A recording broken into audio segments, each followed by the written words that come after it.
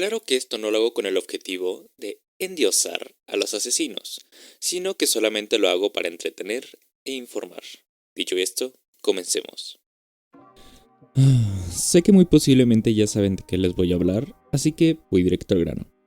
Antes que nada, me presento, soy Sebastián Rodríguez y el día de hoy les hablaré sobre Pedro Alonso López, o mejor conocido como el monstruo de los Andes. Pedro Alonso López nació en el municipio de Ipiales, Nariño. Era el séptimo hijo de un total de 3 hermanos, hijo de una prostituta de pequeña estatura. Tuvo una infancia infeliz por la violencia y por el excesivo control de su madre, además de una ausencia de una figura paternal. En 1957, con 9 años de edad, fue sorprendido por su madre intentando mantener relaciones sexuales con su hermana menor y por consecuente, este fue desterrado de la casa. Vivió en estado de indigencia en Bogotá y al poco tiempo fue abusado sexualmente. A la edad de 12 años fue adoptado por una familia estadounidense, pero una nueva agresión por parte de un profesor le hizo huir de nuevo y volver a las calles. En 1969, con 21 años de edad, fue encarcelado por hurto y en prisión fue abusado por 3 presos. Él, obviamente, decidió no volver a ser una víctima y los asesinó días después. Como fue declarada defensa propia, solo le añadieron 2 años de condena. Finalmente, pese a la condena que le había sido dictada, salió libre en 1971 a sus 23 años de edad. Tras su liberación, Pedro Alonso viajó por Colombia, Ecuador y Perú. Su ruta precisa aún no se sabe con certeza, pero lo cierto es que sus víctimas eran niñas entre 8 y 13 años, pobres y prácticamente siempre de raza indígena. Raza que por lo general se concentra en las elevaciones de una cordillera que atraviesa los 3 países en los que el sanguinario asesino regó sangre inocente, que es mejor conocida como la Cordillera de Andes. Fue después de su liberación, a los 23 años, cuando él inició su ruta sangrienta. Pedro Alonso recorrió casi todo Perú, dejando a su paso 100 chicas muertas, aunque como ya veremos más adelante, es un número incierto, porque se sospecha de más de 300 asesinatos. Sin embargo, al final de esta odisea, Pedro fue sorprendido por un grupo de indios ayacucho cuando intentó llevarse una niña de 9 años, obviamente para usar de ella. Entonces, y tras darse cuenta de que habían dado con el monstruo detrás de tantas niñas desaparecidas en la zona, lo ataron y lo torturaron durante horas, hasta que finalmente decidieron darle una muerte lenta, llenándolo de miel para que básicamente las hormigas se lo comieran. Y pues, lastimosamente, fue salvado, por puritita suerte. Como se mencionó anteriormente, Pedro solo acechaba niñas pobres, porque él, obviamente nada tonto, sabía que a la policía no les iba a importar un carajo porque no eran gente de dinero. Y tristemente eso era muy común en esos años y pues de hecho actualmente sigue pasando. Siguiendo este patrón, Pedro era capaz de seguir por varios días a una niña hasta que se diera el momento en el que estuviese sola, momento en el cual hacía cosas como darle regalos y pedirle que lo siga fueras, donde supuestamente le daría otro regalo para que lleve a su mamá. También a veces se presentaba como un vendedor ambulante o como una persona indefensa y perdida. Complementariamente, Pedro podía dejar de seguir a una niña si él veía que ésta entraba a una casa o a una zona donde él ya no se la podía llevar.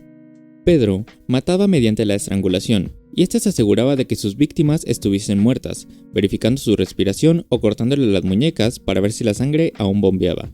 Esto dio a entender a muchos criminólogos que él era bastante organizado y que planeaba todo meticulosamente. En este punto, nos podemos preguntar por qué sus víctimas eran niñas.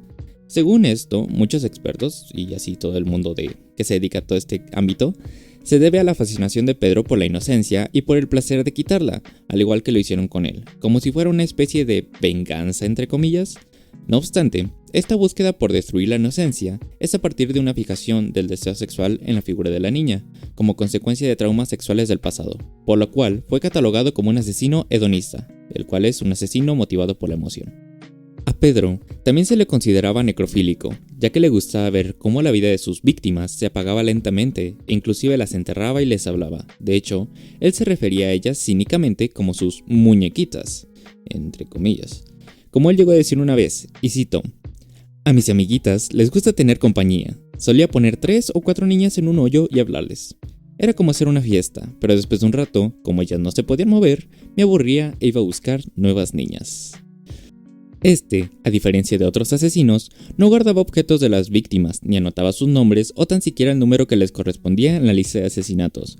Las evaluaciones psicológicas que se le efectuaron tras su captura revelaron que López era un sociópata, que sufría por un trastorno de personalidad antisocial y que básicamente era alguien que no tenía conciencia ni empatía y que mostraba una gran habilidad en la manipulación y en el engaño mediante las palabras o mediante su discurso, vaya. Pedro, por un buen tiempo, se dio gusto violando y matando a muchachas en Ecuador, pero en la ciudad de Ambato, y sobre todo a raíz del asesinato de la hija de un comerciante, que no era exactamente de clase social baja, pese a ser de raza indígena, las autoridades empezaron a tomarse en serio las desapariciones de la que era autor López. En abril de 1980, una inundación descubrió una de las fosas de Pedro, y entre los restos de 4 niñas, la policía supo que lidiaban con un asesino en serie, y empezó a investigar. Hasta este momento. Y aunque nunca se logró nada, de hecho fue un pequeño descuido que tuvo el asesino lo que terminó haciéndolo caer. Así, apenas unos días después de la inundación, Carmina Poveda había ido de compras al mercado con su hijita Mari de 12 años. Pedro, que había visto a la niña, no se contuvo como otras veces e intentó raptarla dentro del mercado. Entonces, Carmina gritó por ayuda y rápidamente los comerciantes y algunas personas corrieron tras el asesino.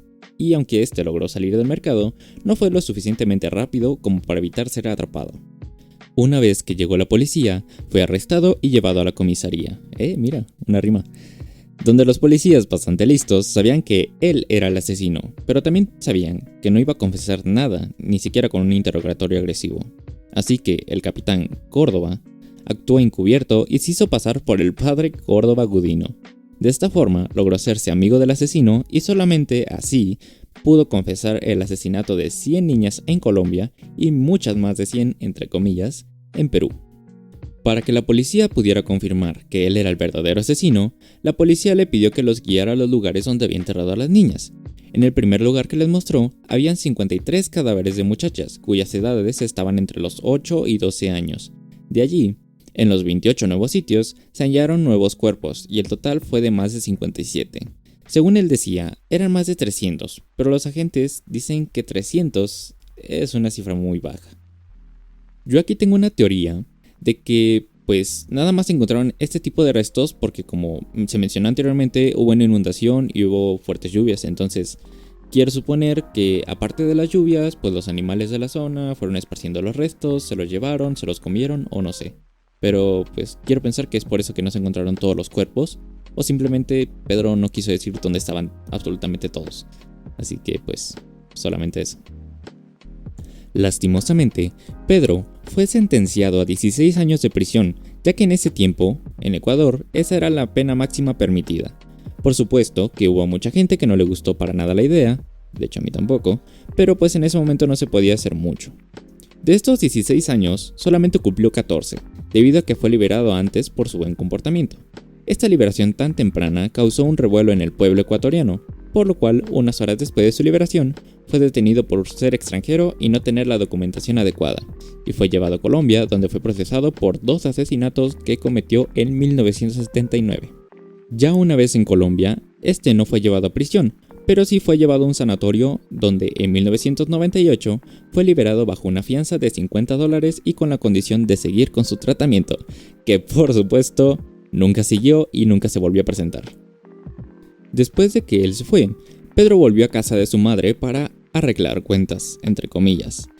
En vez de vengarse, solamente le pidió dinero y se fue. Desde ese momento no se sabe el paradero de Pedro, puede que siga vivo e inclusive puede que sea algún vecino tuyo o un conocido tuyo. Quizás el maestro que te cae mal, el maestro mamón que tienes en tu clase, quizás es él.